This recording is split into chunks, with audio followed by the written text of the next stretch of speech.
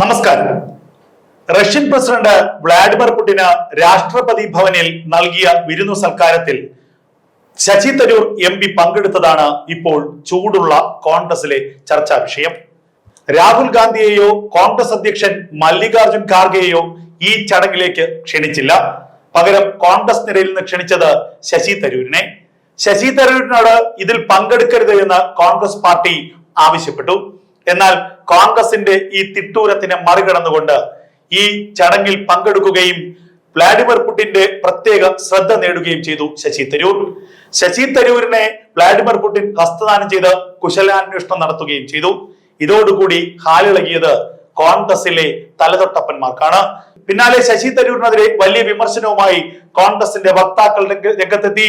രാഹുൽ ഗാന്ധിക്കും മല്ലികാർജുൻ ഖാർഗെയ്ക്കും അവസരം നൽകാത്ത, വേദി നൽകാത്ത രാഷ്ട്രപതിയുടെ വിരുന്ന് സൽക്കാരത്തിൽ എന്തിനാണ് ശശി തരൂർ പോയത്?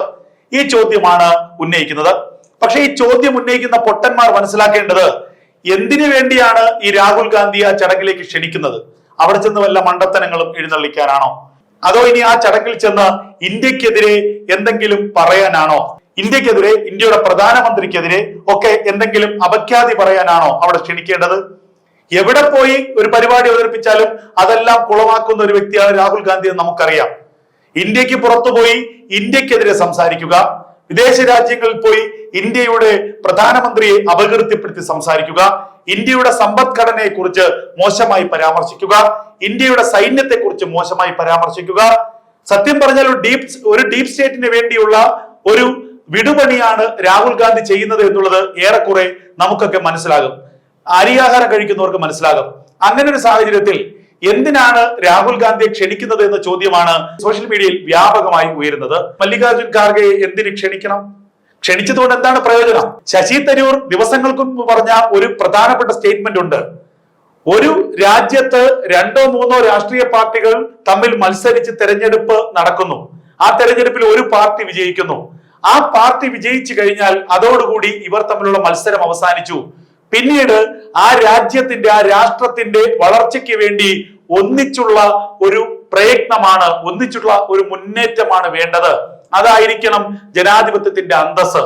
അതായിരിക്കണം രാഷ്ട്രീയ പാർട്ടികളായാലും ഓരോ കക്ഷികളായാലും ആരായാലും ചെയ്യേണ്ടത്. ആത്യന്തികമായി രാജ്യത്തിന്റെ ഉന്നതിയും രാജ്യത്തിന്റെ വളർച്ചയും രാജ്യത്തിന്റെ ഐക്യവുമാണ് വേണ്ടത്. ഇത് പറഞ്ഞ ശശി തരൂരിനെ വ്യാപകമായി വിമർശിച്ചു നമ്മുടെ കോൺഗ്രസിലെ നേതാക്കന്മാർ. അതിനുശേഷം ശശി തരൂർ ഒരു വിവാദ പ്രസ്താവനയോട് നടത്തി. ശശി തരൂർ പറഞ്ഞത് കൃത്യമായ പ്രസ്താവനയാണ്. കോൺഗ്രസ് അതിനെ വിവാദമാക്കി. മറ്റൊന്നുമല്ല, എന്തിനു വേണ്ടിയാണ് പാർലമെന്ററി നടപടികൾ നിങ്ങൾ ഇങ്ങനെ അലങ്കോലമാക്കുന്നത്?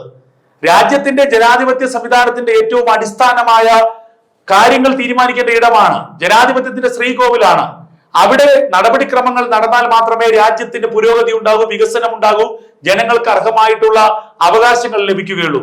ഇത് പാർലമെന്റിനെ ഏതെങ്കിലും കേവലമായ ചില രാഷ്ട്രീയ കാരണങ്ങൾ പറഞ്ഞുകൊണ്ട് പാർലമെന്റിന്റെ നടപടിക്രമങ്ങളെ പൂർണ്ണമായും സ്തംഭിപ്പിക്കുക, ഇത് ചോദ്യം ചെയ്ത ശശി തരൂർ അവിടെയും ഒറ്റപ്പെട്ടു.